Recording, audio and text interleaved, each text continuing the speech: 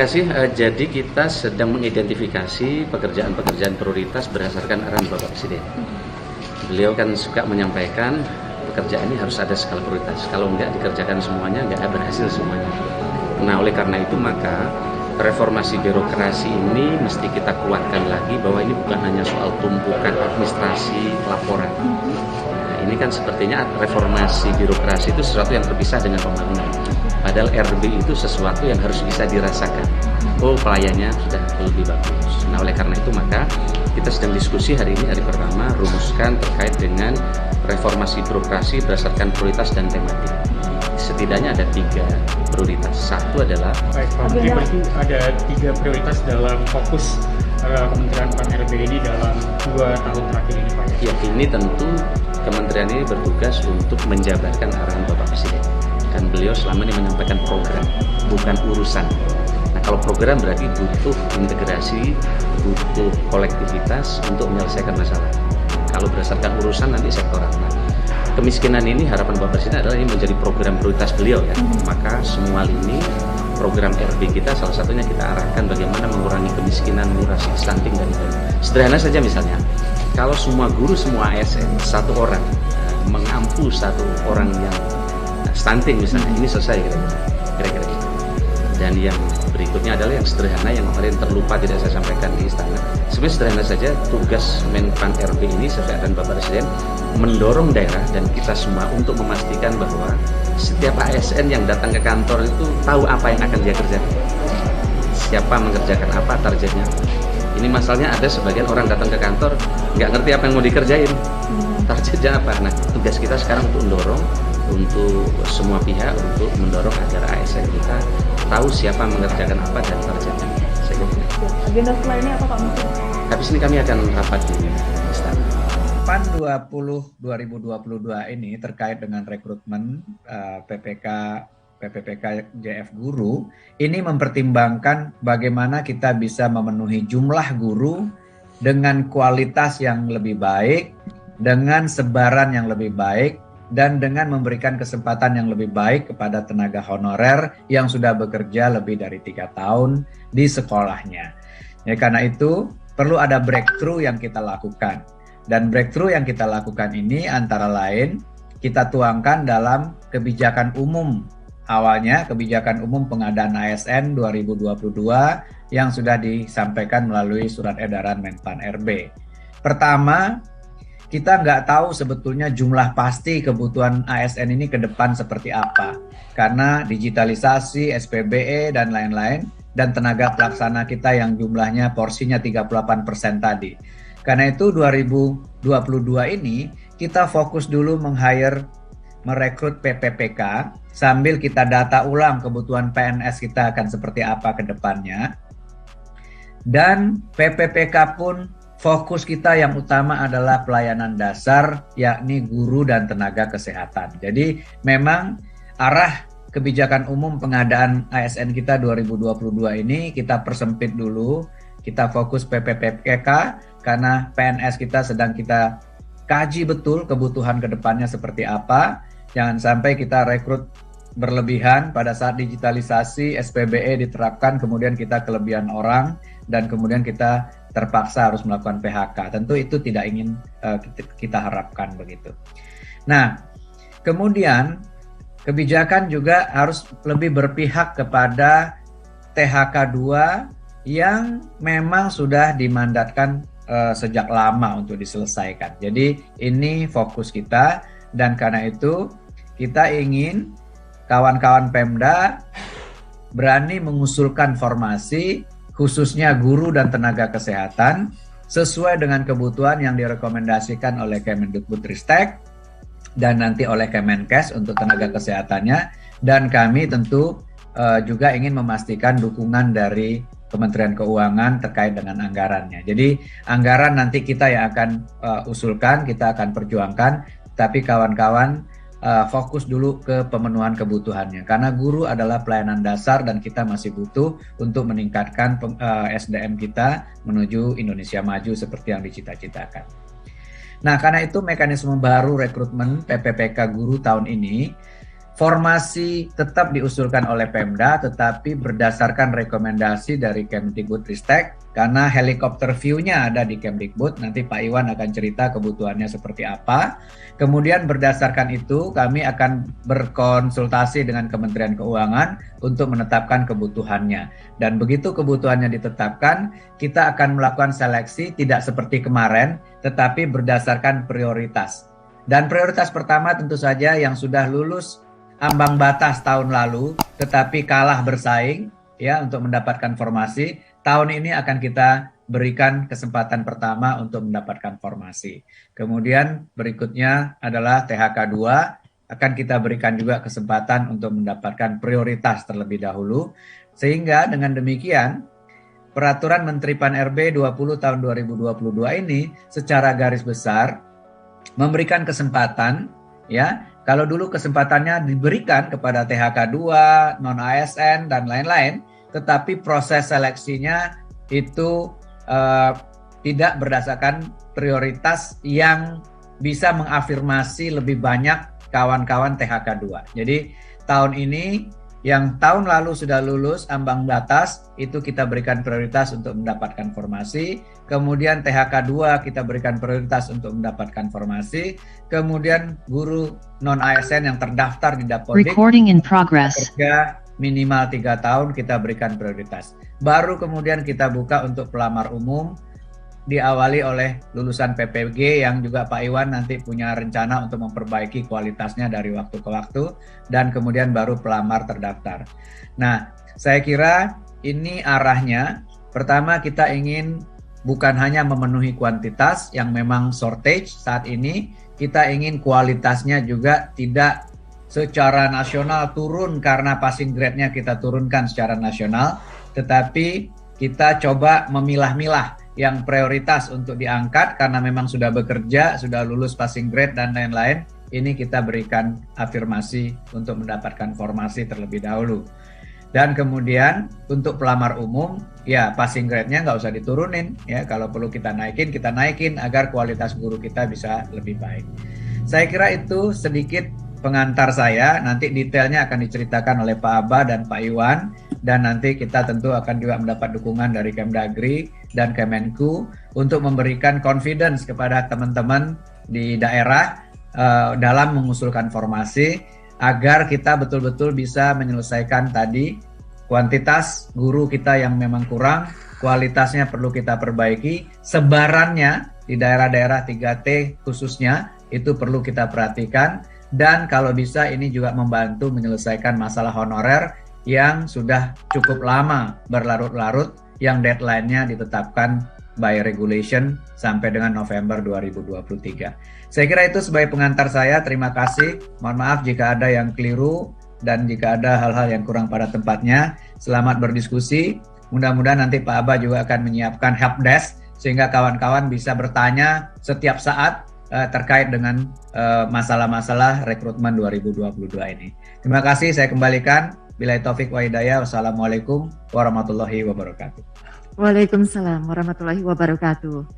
Pak Alex Denny, Deputi SDM Aparatur Kementerian Pan-RB. Terima kasih untuk pembukaan yang komprehensif tersebut ya Pak ya. Baik, kalau boleh kami highlight.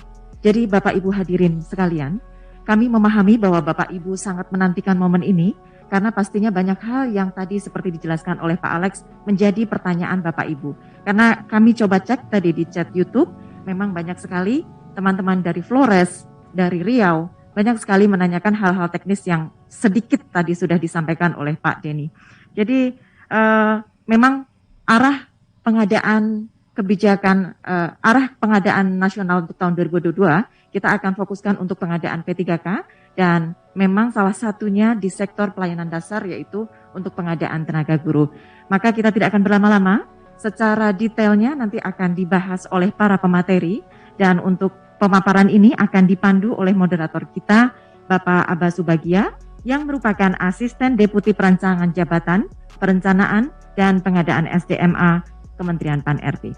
Kepada Pak Aba kami silakan. Baik, terima kasih Mbak Septi selaku MC pada kegiatan di pagi ini. Assalamualaikum warahmatullahi wabarakatuh. Selamat pagi, salam sejahtera untuk kita semua. Yang kami hormati Pak Dr. Alex Deni, MM, selaku Deputi Bidang SDM Aparatur Kementerian PAN dan RB. Yang juga kita sama-sama hormati Bapak Dr. Irwan Sahrir, PhD. Beliau adalah Direktur Jenderal GTK Kementerian Pendidikan dan Kebudayaan dan Ristek. Juga nanti akan bergabung dengan kita yang terhormat Bapak Dirjen Keuangan Daerah Kemendagri, atau nanti ada yang mewakili. Kemudian juga Direktur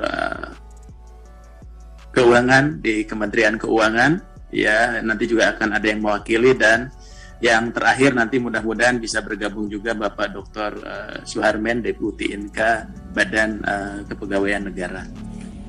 Juga yang kami hormati dan kami banggakan Bapak Ibu para sekretaris daerah provinsi, kabupaten dan kota, Pak Dirjen yang sudah hadir bergabung dengan kita, juga teman-teman BKD yang sudah bergabung. Syukur alhamdulillah hari ini Bapak Ibu bisa mengikuti kegiatan sosialisasi kita pada pagi ini.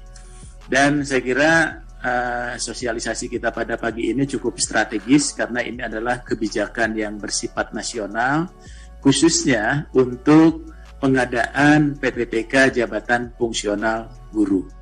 Nah, sebagaimana kita ketahui bersama bahwa bidang pendidikan itu menjadi bagian dari pelayanan dasar, ya, selain juga bidang kesehatan. Dan dengan adanya Permenpan 20 2022 ini, mudah-mudahan menjadi salah satu regulasi yang bisa menjadi jalan keluar untuk pemenuhan guru, ya, khususnya guru-guru di pemerintah daerah, di lingkungan pemerintah daerah, dan juga di daerah-daerah 3T. Dan ini juga saya kira sangat penting kehadiran Bapak Ibu sekalian untuk bisa menjadikan hal ini bagian penting untuk pemenuhan guru di Bapak Ibu sekalian. Bapak Ibu sekalian, ketika kita mengacu ke dalam Undang-Undang 5 2014, tadi Pak Deputi juga sudah menyampaikan bahwa proses pengangkatan untuk teman-teman tenaga honorer itu sudah lebih dari 1 juta yang diangkat. Dan dari sisa itu masih juga ada teman-teman yang memang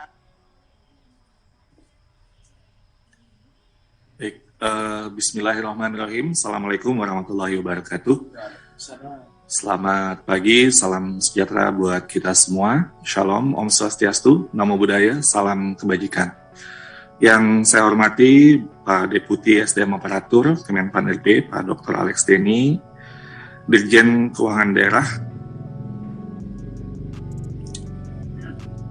Baik, lanjut saja. Ibu Bapak yang saya hormati, ini adalah sedikit rangkuman dari kondisi hasil seleksi guru ASN P3K di tahun 2021 yang lalu, di mana kita sudah dari sebenarnya lebih dari 1 juta formasi yang disediakan, seperti disampaikan oleh Pak Alex, yang diajukan oleh pemerintah daerah sebesar 506.252, dan yang telah lulus dan mendapatkan formasi itu ada hampir 300.000, yaitu sebesar 293.860 guru. Dan juga ada guru yang di kotak kuning yang di tengahnya 193.994 yang lulus tapi belum mendapatkan formasi. Dan ada 437.000 guru lain yang ini ribu yang belum lulus, sebagian juga ada yang belum pernah mengikuti ujian baik tahap 1 maupun tahap 2. Lalu kemudian di sebelah kiri bawah itu bisa kita lihat, walaupun sebenarnya ada guru yang lulus tapi tidak mendapatkan passing grade, lulus passing grade tapi tidak mendapatkan formasi, tapi masih ada formasi tersisa yaitu 212.392.